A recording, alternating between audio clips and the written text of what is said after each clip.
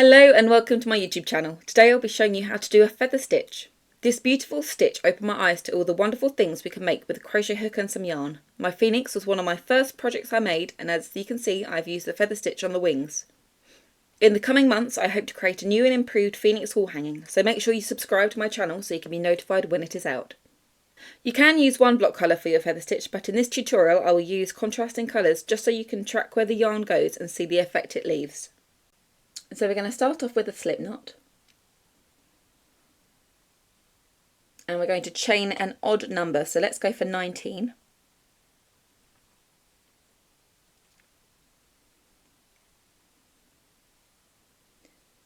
And now we're going to add 2 chains for our turning chain.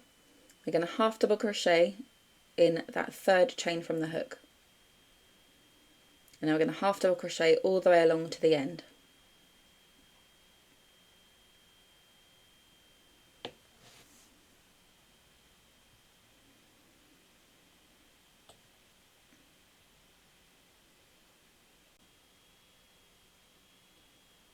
We're now going to turn our work and chain 2. We're now going to half double crochet in the next 2 stitches.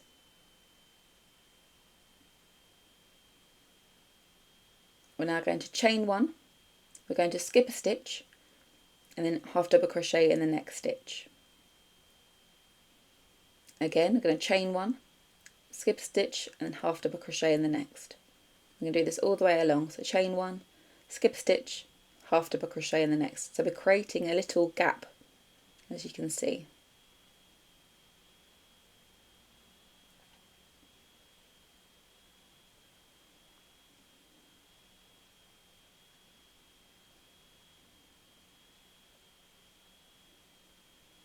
Okay, and we're now going to half double crochet in that last stitch. And just having a look at what you've just made there, so you can see those little gaps all the way along. We're going to use those in the next row to create our feather stitch. But before we do, I'm just going to change the colour just so you can see exactly what I'm doing and where I'm placing the yarn.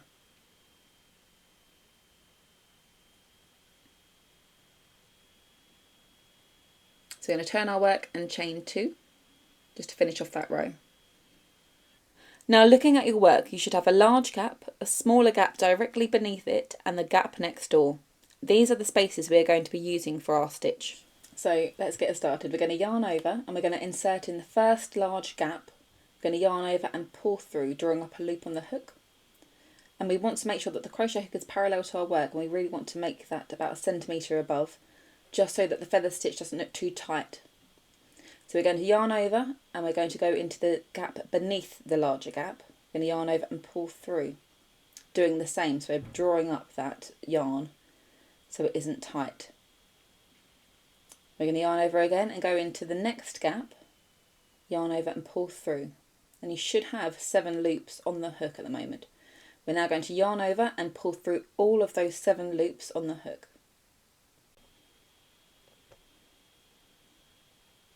We're now going to then chain 1 and get ready for the next feather stitch. So we're going to go straight into the next gap, and we'll be sharing the gap with the previous feather stitch. So we're going to yarn over and insert into that first gap, yarn over and pull through. We're going to yarn over and insert in the gap just beneath, yarn over and pull through, remembering to draw up those loops. Go to yarn over and insert into the next larger gap, yarn over and pull through. Should have 7 loops on the hook. We're going to yarn over and pull through all loops on the hook. Then going to finish up with a chain 1. So I'll show you one more time. We're going to yarn over. Then we go into that first gap, the one beneath it and the one next door. So we're going to yarn over, inserting your hook, yarning over and pulling through,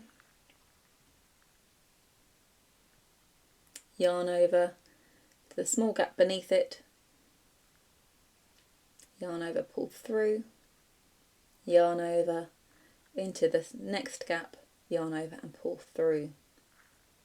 With 7 loops on the hook, we're going to pull through all of those 7 loops.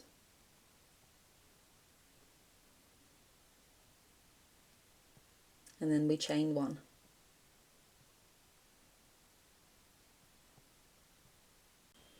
You'll hopefully be getting the idea of this now. So you're basically doing a triangle, so the large gap, smaller gap, and the larger gap. So this is just the base foundation. It's going to look slightly different when you're doing the feather stitches on top of feather stitches.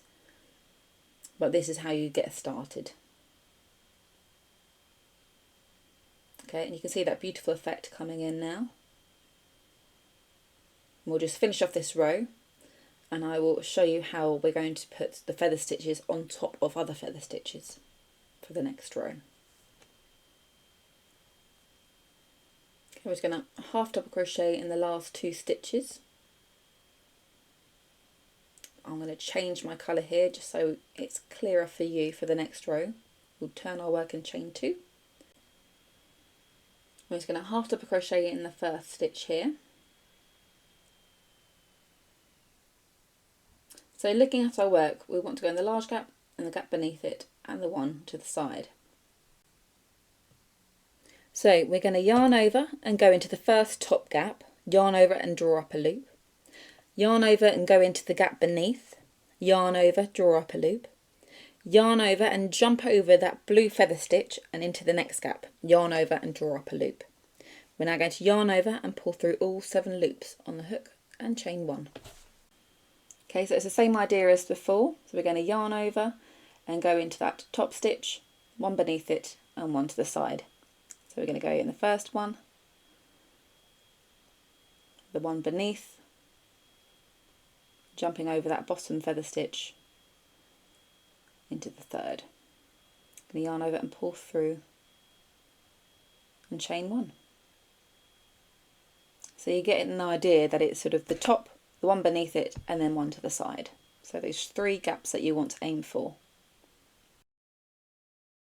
This is such a beautiful and effective stitch once you get the hang of it, and it is so important to remember to draw up those loops. The feather stitch looks best when it is looser, and if you work too tightly it is harder to find the gaps to work into. Because you're working so loosely with this yarn, you'll understand what I mean when I say that this stitch is a yarn eater. It creates a thicker piece of work, so it is ideal for scarves and blankets. While I was playing around with a feather stitch when I was creating my phoenix, I discovered that you can't replicate the desired effect in the round, as the whole purpose is that the feather stitch changes direction on each row when you turn your work, and you can't do this in the round. Also, you can't increase or decrease for the feather stitch, which is why it is perfect for scarves and blankets. However, you can create a triangular shape by dropping off a feather stitch at each end, as I did with my phoenix wings. I really hope you enjoyed this tutorial for the feather stitch, and I hope I have inspired you to make a new winter scarf. Please subscribe and share my How to Crochet series with fellow crochet lovers, friends and family. Maybe you can inspire someone to take up the craft. And feel free to browse my YouTube channel for my step-by-step tutorials of my patterns, and when you subscribe to my channel you'll be notified when my next video is released. Goodbye, and I hope to see you back here soon.